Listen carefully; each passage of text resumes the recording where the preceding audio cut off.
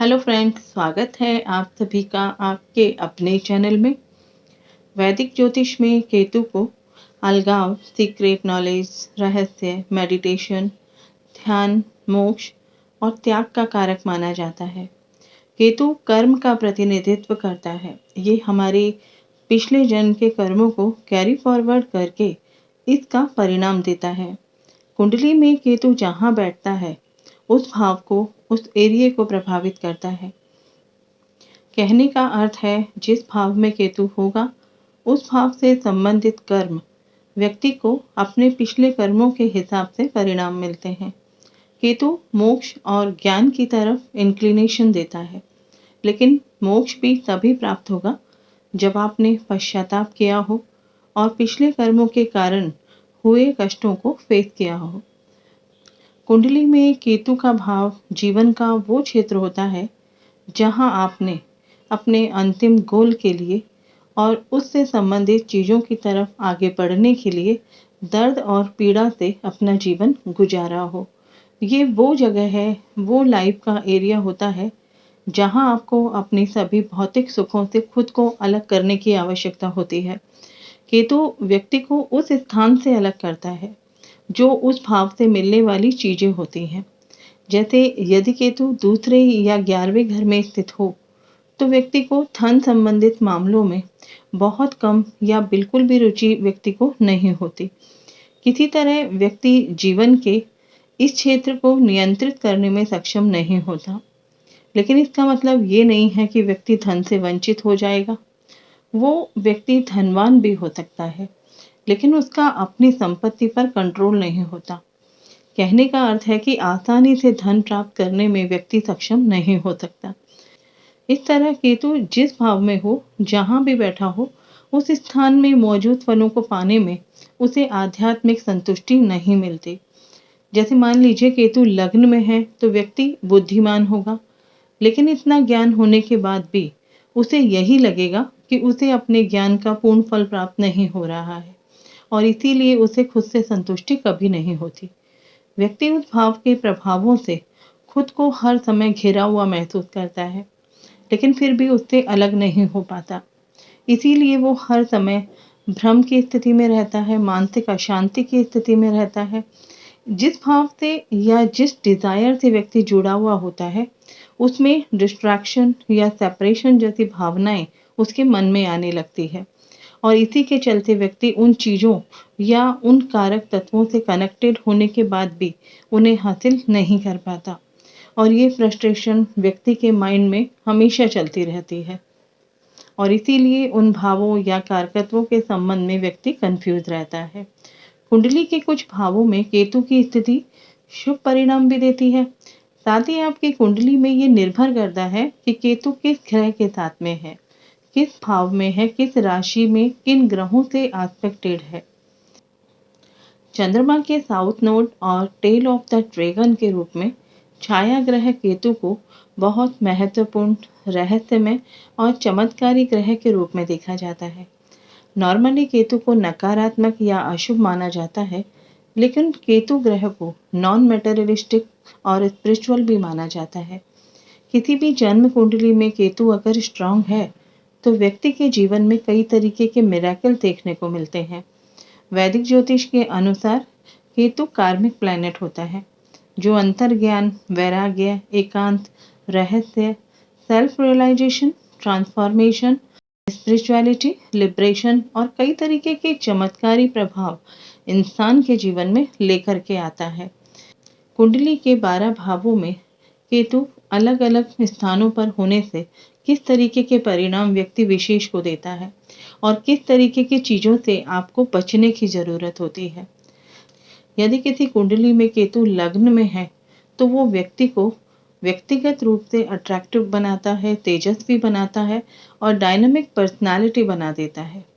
ऐसे व्यक्ति के जीवन में अपार धन अर्जित करने में भी केतु सपोर्टिव हो सकता है।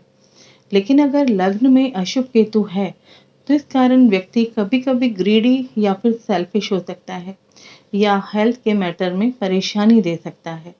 आध्यात्मिक क्षेत्र में इन्हें सफलता मिल सकती है। कभी कभी पारिवारिक जीवन इनका तनावपूर्ण रहता है। सिर दर्द की समस्या हो सकती है, बीपी की प्रॉब्लम हो सकती है। जीवन साथी और संतान के स्वास्थ्य को लेकर के भी इनको चिंता हो सकती है। इसीलिए अपनी हेल्थ या अपनी मनोस्थिति को किसी के भी सामने डिस्कस नहीं करना चाहिए। जैसे कुछ लोगों की आदत होती है, मैंने उसके लिए इतना कुछ किया, लेकिन उसने मेरे साथ क्या किया या मेरे साथ बुरा किया, या जो भी इस तरीके की मनोस्थिति ऐसे व्यक्तियों की होगी, उसे किसी के सामने इन सब चीज़ों को डिस्क्लोज नहीं करना चाहिए। सेकंड हाउस में केतु के होने से उनके लिए यात्रा करना लाभदायक होता है, और ये लोग बड़ी-बड़ी लंबी दूरी की यात्राएं भी करते रहते हैं। ये लोग जीवन में कई उपलब्धियां हासिल भी करते हैं, लेकिन कई बार देखा गया है कि ये लोग अपने भविष्य के लिए धन संचय नहीं कर पाते। केतु के यहाँ होने पर कई बार देखा गया है कि इनके बच्चे भी इनकी ओल्ड एज में इनकी हेल्प नहीं कर पाते। इसीलिए केतु के यहाँ होने से और आपके साथ क्या-क्या होता है, इसका जिक्र अगर आप किसी से ना करें तो बहुत अच्छा है। जो कुछ भी आपके साथ होता है, उससे बाहर आने के लिए आप केतु देव के उपाय कर सकते हैं। किसी के साथ अपनी बातें, चाहे वो धन से जुड़ी हो या संतान, परिवार से जुड़ी हो, इन बातों को किसी के भी सामने डिस्क्लोज ना करें। यदि कुंडली के थर्ड हाउस में केतु हो, तो व्यक्ति को या दोस्तों और अपने इन-लॉज से, अपने मित्रों से या भाइयों से विशेष लाभ मिलता है। इन्हें 45 इयर्स की एज में जाकर के धन की हानि होने की भी संभावना बहुत होती है। इसके कारण इन्हें कई बार परेशानियों का सामना करना पड़ता है।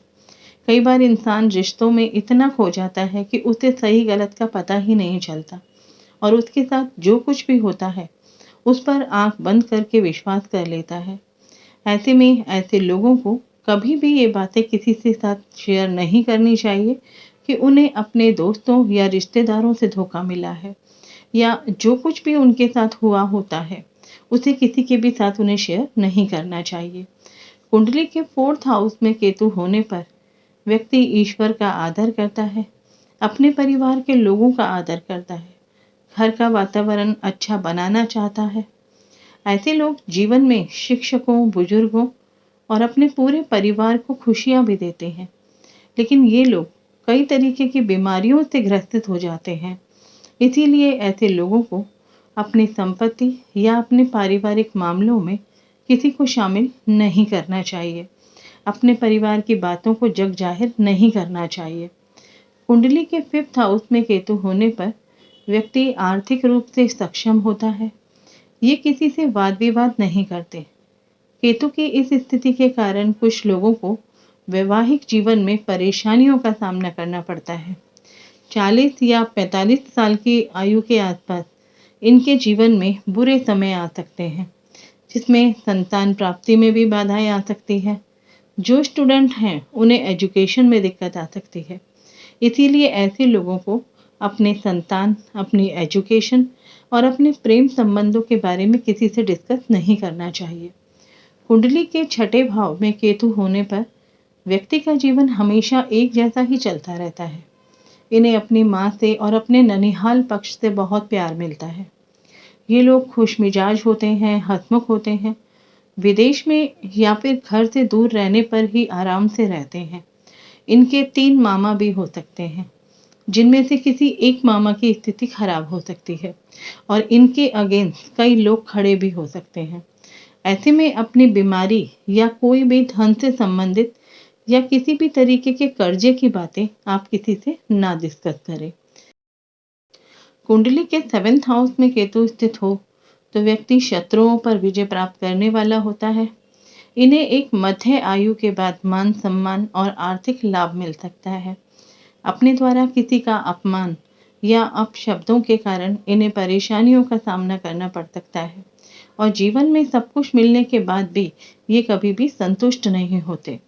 ऐसे में आप अपने बिजनेस की बातें या अपने वैवाहिक संबंधों की बातें किसी के साथ शेयर ना करें।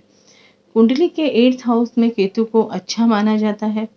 अगर आपका भी केतु अष्टम भाव में है, इस स्थिति के कारण आप भावनाओं से भरे होते हैं, हमेशा दूसरों के कल्याण के बारे में सोचते हैं।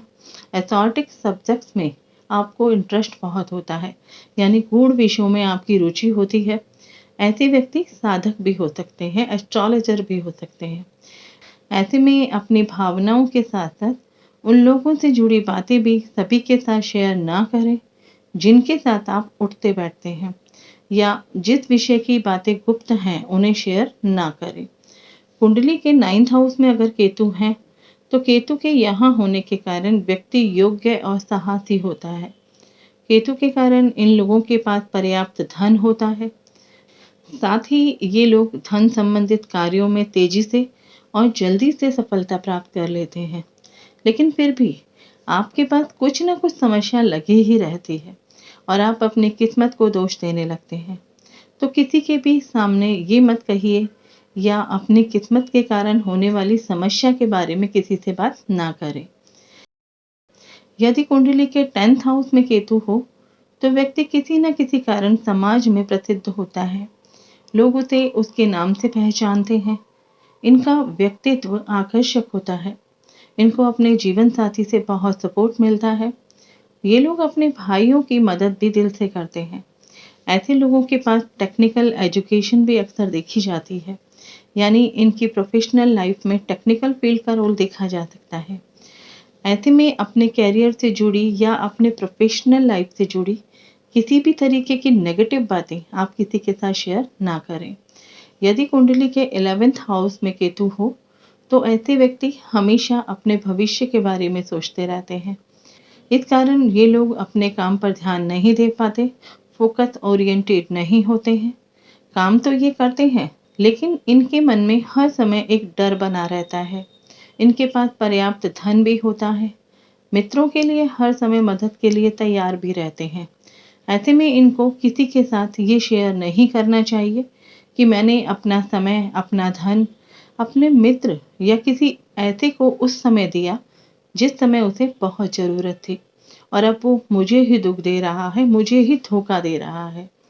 कुंडली के 12th हाउस में अगर केतु हो, तो ये लोग हमेशा आगे बढ़ते रहते हैं, लेकिन बार-बार व्यापार या किसी भी सेवा कार्य में बदलाव के कारण इनका आर्थिक लाभ कम हो जाता है। यदि ये लोग सभी प्रकार की विलासिता को त्याग दें, तो इन्हें बहुत लाभ मिल सकता है। व्यक्ति ध्यान, साधना, ज्ञान और भक्ति में रुचि रखता है। धर्म और अध्यात्म की तलाश इनकी कभी भी खत्म नहीं होती। हर दिन कुछ नया ही इनको करने को मिलता है। ऐसे में हर समय बदलाव की इच्छा रखने के कारण ये अपने खुद के डिसीजन पर स्टेबल नहीं रह पाते। इसीलिए इन्हें अपने खर्चे, अपने विवाह से संबंधित परेशानी किसी के भी साथ शेयर नहीं करनी चाहिए। केतु एक ऐसा ग्रह है जो भौतिक दुनिया से अलग होकर अध्यात्म के मार्ग की ओर ले जाता है। वो हमेशा मोक्ष और मुक्ति की तलाश में रहता है, क्योंकि पिछले जन्म के अधूरे कर्म को पूरा करने के लिए वो भटकता रहता है। इसकी तलाश कभी खत्म होती ही नहीं है। राहु केवल देता है और केतु केवल लेता है, जबकि राहु को अविश्वसनीय रूप से मटेरियलिस्टिक वर्ड से जोड़ा जा सकता है, जबकि केतु को किसी की परवाह नहीं होती। उसे वर्ल्डली लाइफ से कोई लेना देना नहीं है। अगर उसकी तलाश पूरी हो जाती है तो वो सब कुछ छोड़ देता है, क्योंकि उसे जो चाहिए वो उसे मिल जाता है। देखा जाए तो ये दोनों अपने अपने तरीके से अधूरे हैं और किसी न किसी अर्थ में तृप्ति की तलाश में हैं। केतु को एक पापी ग्रह कहा गया है, लेकिन यह भी माना जाता है कि ये व्यक्ति को उसके हाईएस्ट ट्रुथ और रिलेवेंस पर पूरा विश्वास करना चाहिए। मटेरियलिस्टिक लाइफ से हटकर के भी एक जीवन है जो केतु से जुड़ा हुआ है। इस वर्ल्डली लाइफ से ऊपर उठने के लिए केतु को जाना जाता है। आप ये मानकर चलिए, जिसने केतु को समझ लिया उसने इस जीवन में सब कुछ पा लिया।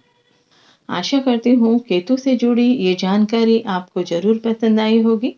तो वीडियो को लाइक करें, शेयर करें और चैनल को सब्सक्राइब जरूर कर लें। मिलते हैं ऐसी ही ज्योतिष की एक और नई इंटरेस्टिंग जानकारी के साथ। तब तक अपना और अपने परिवार का ख्याल रखें, सुरक्षित रहें।